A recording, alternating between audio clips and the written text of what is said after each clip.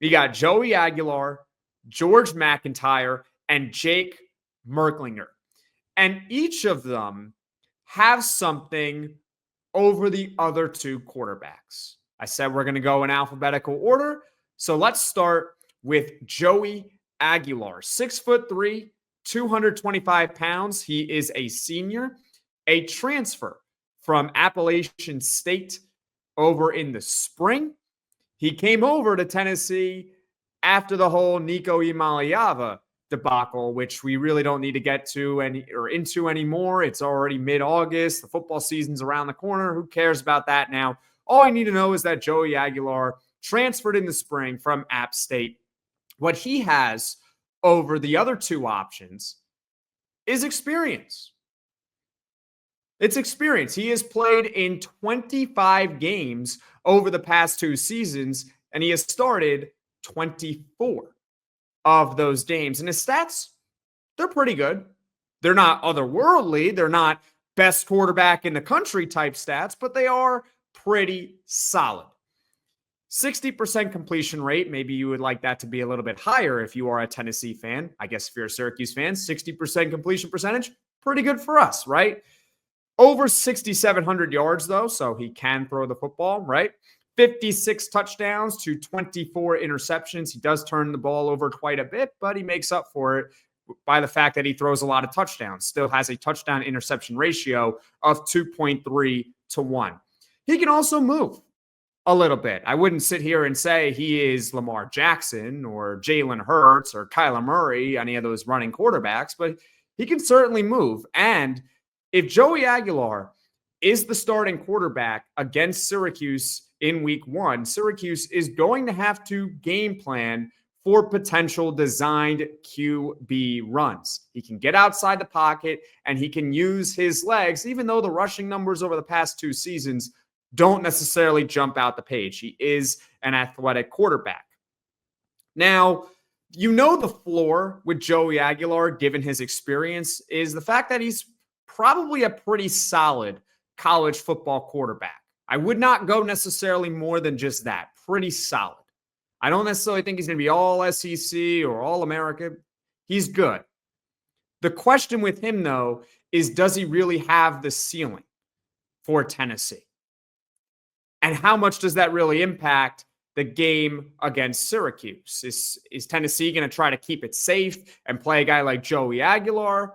Or do they go with another option who may have more upside against Syracuse? Now, one thing I should mention, though, about Joey Aguilar is that, yeah, he's coming over from the Sun Belt Conference.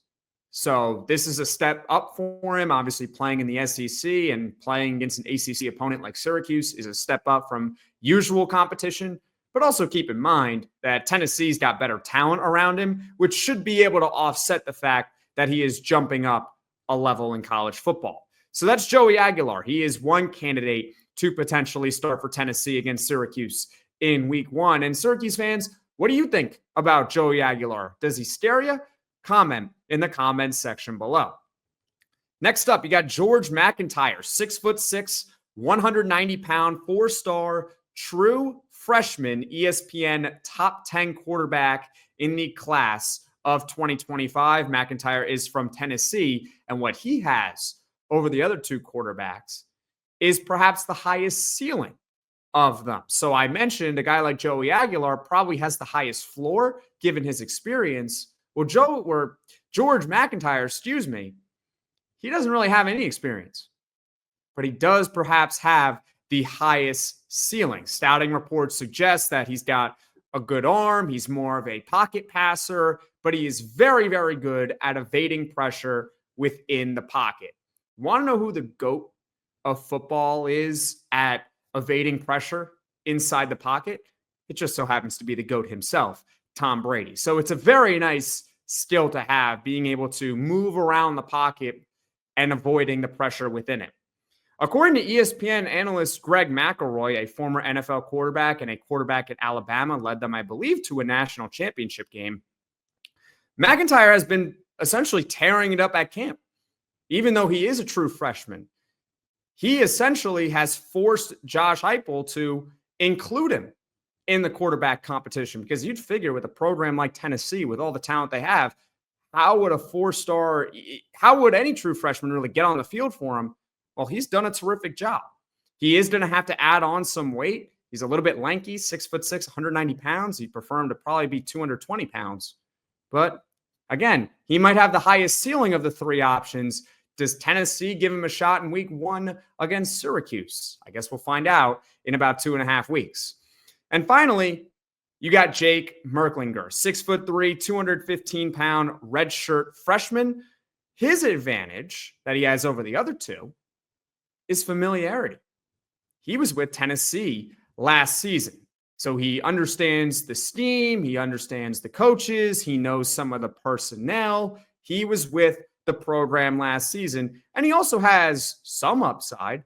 After all, he is also a former 4-star recruit in 2024. He was rated as high as the 6th best quarterback in the country over on Rivals.